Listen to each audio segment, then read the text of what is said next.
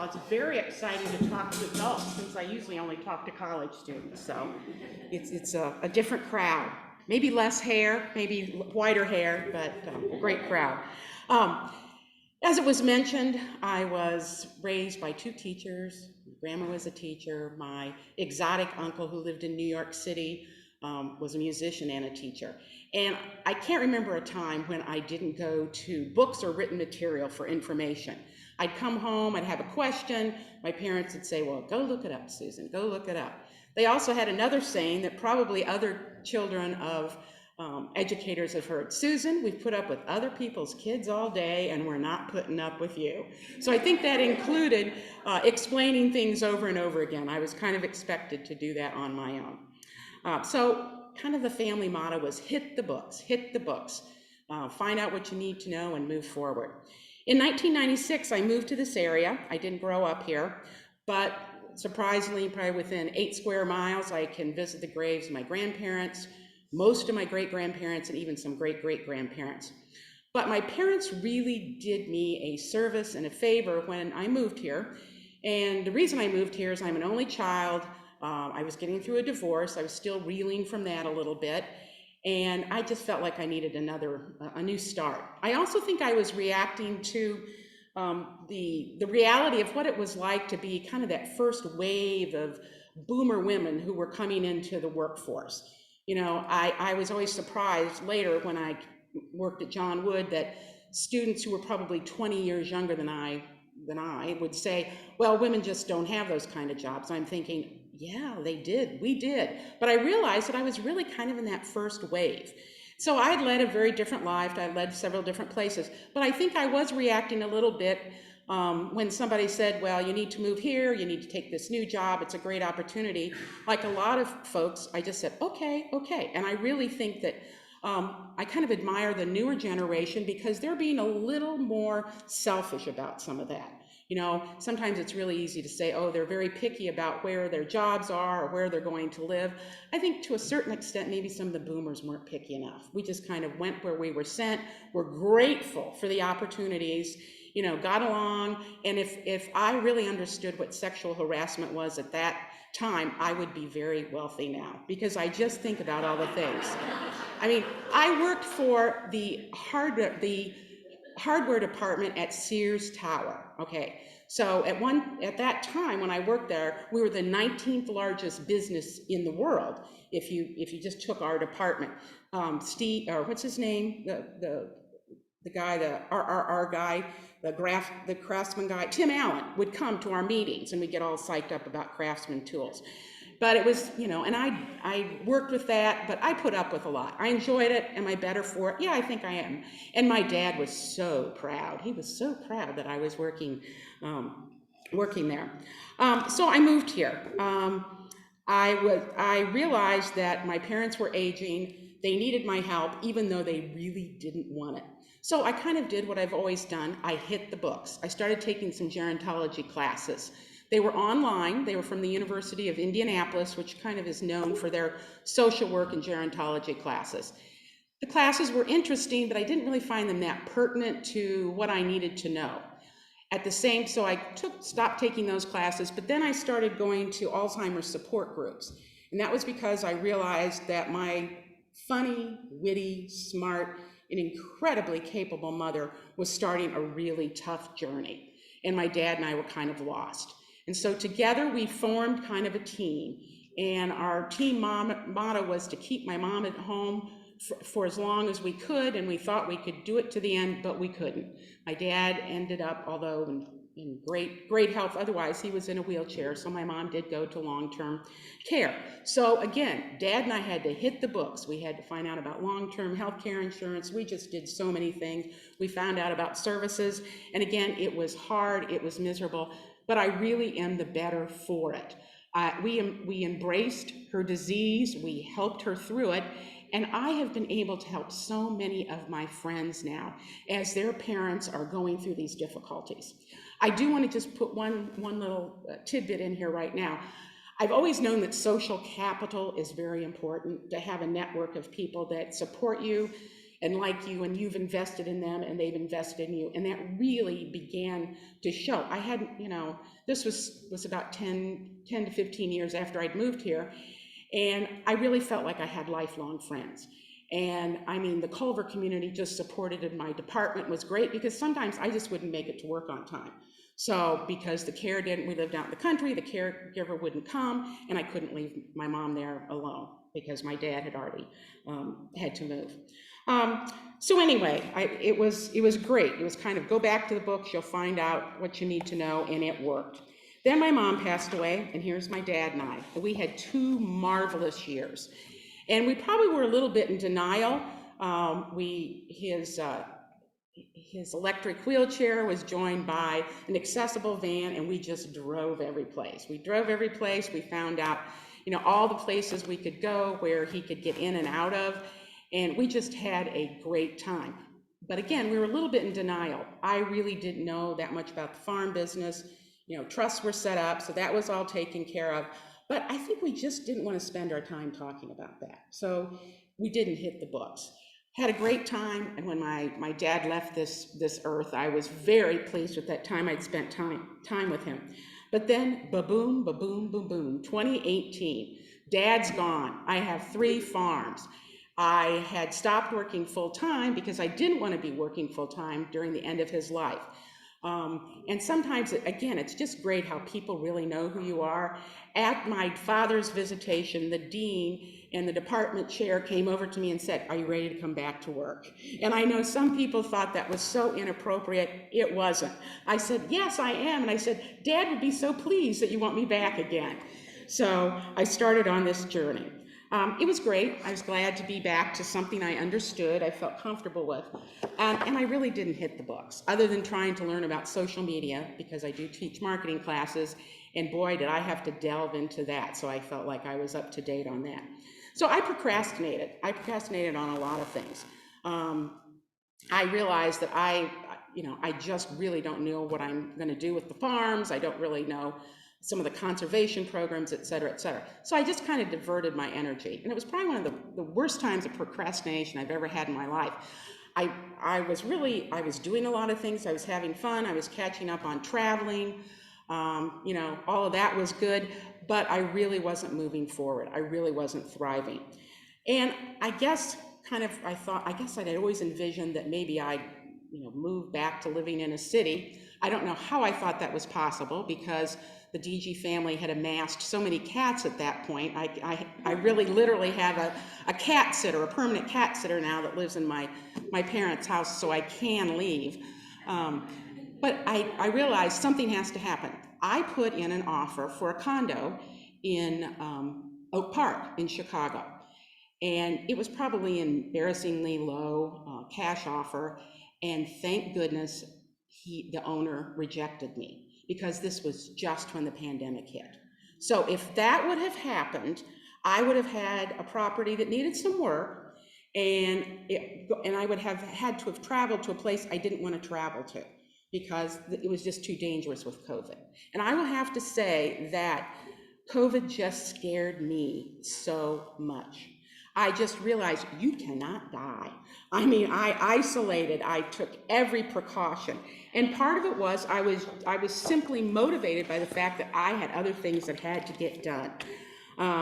So I hit the books, and it was painful. And I jump around from kind of subject to subject. I had pieces of paper lined up that, just kind of listed everything that I needed to find out. So I hit the books as much as I can, and then I really had to ask for a lot of help. And that is really not easy for people in my family to ask for help, but sometimes you really have to. And it's just a wonderful thing when you realize that. Probably the USDA office is a group that I have to mention. I am sure they rolled their eyes many times when I left their office after asking really stupid questions, not believing the fact that I actually had 4 college degrees and could still be so dumb about certain things. But they really helped me out. I started learning about the conservation programs. I went through the 50 years of paperwork that my parents, for some reason, felt that they needed to keep. I have burned more tax records than anyone, I believe, on earth at one time. And I realized that's not the most healthy thing to do, but you can only shred so much. And they were so helpful. I had a certified forester come and survey the trees, and we're in a plan right now that they're deciding which ones need to come down. And and really Illinois is very picky about that. You have to have a forestry plan, and that's a way that you get the taxes reduced because it's not productive farmland. And they select the trees that need to be cut down, and then they keep the trees that are needed for residents who live there, mainly birds, in some cases some other critters, and then they mark the trees that are ready for cutting. And so that's what I'm in the process of doing right now. I went to a conference that talked about how you market and sell the trees. I researched solar panels, and I realized that my great vision that I could be electricity free for 12 months was just ridiculous, because in the Midwest you just don't get enough winter sun. So that came to fruition. That was not easy. I was working with a company in California, and they hired a local group that had never put panels on the ground before. They had only done them on roofs. So we all learned together on that one, and we still speak to each other, which I consider quite an accomplishment, because there were some tough times. So for about 7 months out of every year now, I only have to pay service charges, and then for 5 months, Ameren still makes quite a bit of money from me, but that's okay. That's okay. I acted upon my really peculiar HGTV tiny house obsession and found a little cabin that's now on my property. That was kind of tough to do, and that was just really kind of a fun thing to do, but it's great for visitors who come. It's hard to find tiny houses in the Midwest because they're usually more in vacation areas. I found this in East Alton, and I kind of now have a permanent relationship with this fellow who lives there. He's from a very prominent Black family from East Alton area, and I happened to notice as I drove to his house a park that had his family name on it, and he just thought that was the greatest thing ever. So now we're back and forth. He actually texted me on Mother's Day, which I thought was very sweet. I also learned about the no-till farming. I barely knew what the expression meant. It sounds, like it's the only way to go. It's environmentally friendly, and it's the right thing to do. However, after, again, reading about things, going to the USDA office, talking to agriculture departments on the phone, and talking to my tenant, I realized, again, it's kind of a balance, that sometimes you actually do need to prepare the land and get it ready, because no-till is not always best for the environment, and you do have to balance the savings that you will get by not spending it on fertilizer and gas versus the productivity of the land. So all of these things just kind of came crashing down, and it probably took me 6 months to even be able to clear my head and realize I'm doing that in a community where I am really an oddball. I mean, people from the community knew my parents. So I had some friends, some acquaintances that came and spoke to me and told me, do not put a Biden sign in your yard.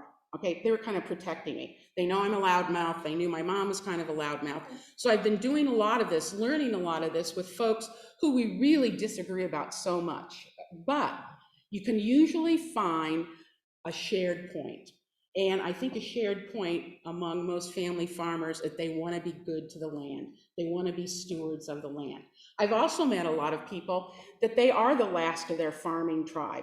And a lot of times people will say, oh, that's so sad. There's no one that you can give the farm to. I don't look at it that way, and neither do a lot of people who are around me. They're really proud that their kids have chosen a different path. And I feel that way. I'm trying to keep everything, I'm trying to be a good steward. So when the land goes to somebody else, and I hope it's a family farmer, because I really don't want it to go to corporate farming, that I will feel great that I've helped somebody else go on this lovely journey that I've had. Living and spending time on farms that were founded by, in 1857, 1870, and 1897. I now have 2 farms that have been in the family for more than 150 years. Of which I'm very, very proud. Land taxes, I had to learn about that. I didn't understand why some land was maybe increasing by 10% and some land was increasing by 20%. I was really flattered the day my neighbor got me together with all the fellas in my area. And so we all got together and we realized that there's a plan that totally makes sense and it's fair. Do I like the fact that some of the land goes up 20% a year? No, I do not. But the University of Illinois has a graduated tax revision schedule so that based on the productivity, this land will be slowly and surely up to the levels that it should be. So it's basically being fairly taxed at the same way that buildings or other equipment and other things would be taxed. That makes sense. Does it make people happy? No, but it's the reality, and now I understand it. So I was at home, I was not socializing, but I was getting engaged. And I found myself thinking about the gerontology classes that I had taken.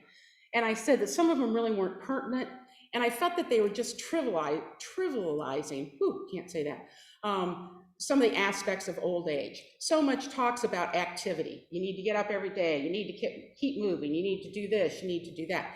But there were a lot of theorists that really felt that some of those ideas that were being used in old age homes, long-term care, whatever, and senior centers really weren't looking at the big picture. Because if you've been involved in activities of one sort, certainly going and doing and making jewelry is not going to make you happy. You know, that they just, really didn't get it. So I remembered this, and I was able to find my book that was buried. And there was a Swedish gerontologist. His name was Lars Tormston. He developed his theory of, I love this word, gerotranscendence. Gerotranscendence. First of all, it just has a great sound to it.